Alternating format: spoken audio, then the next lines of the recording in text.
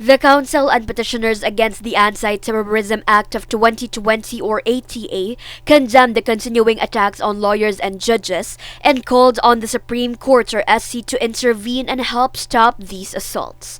This after National Union of People's Lawyers or NUPL officer, Attorney Angelo Gillian, one of the Council for Petitioners Against the ATA, was stabbed in Iloilo last March 3. Gillian is the latest victim in the series of attacks on law professionals. Since July 2016, at least 54 lawyers and judges have been killed under the Duterte administration.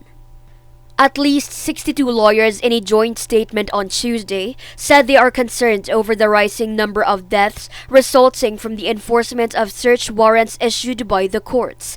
The lawyers were referring to the March 7 incident where 9 activists were killed while 6 others were arrested following the simultaneous implementation of search warrants against alleged communist rebels in Cavite, Laguna, Batangas, and Rizal. The victims were members of groups petitioning the SC for the invalidation of the ATA. With this, former Bayan Muna Representative Attorney Nery Colmenares called on the High Court to impose reforms in the law enforcement process, including an automatic review of all the records in cases where service of search warrants led to death.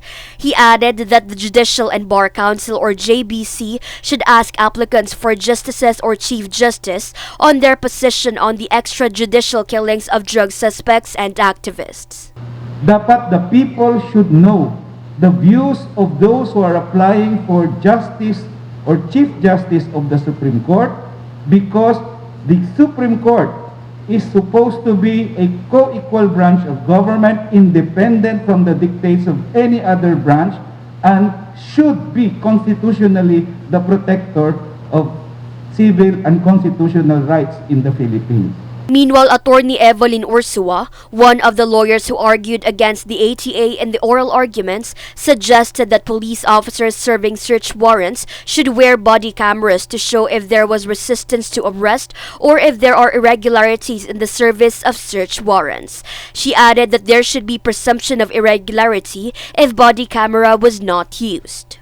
Pag hindi gumamit ng body cameras, automatic ang presumption ay may irregularity. Ibig sabihin yung kasalanan, yung law enforcer. Hindi ka gumamit ng body camera, so ibig sabihin may intensyon na itago sa publiko kung paano in-enforce ang search warrant. Yan ay isang precaution na pwede natin i-propose sa Supreme Court. Their appeal for the High Court to issue a temporary restraining order on the enforcement of the ATA pending the final adjudication of the 37 petitions against it. They said this could help in addressing the continuous attacks on lawyers.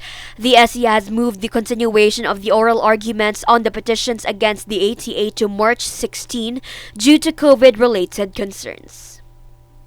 For One Media Network, this is Gillian Geronimo.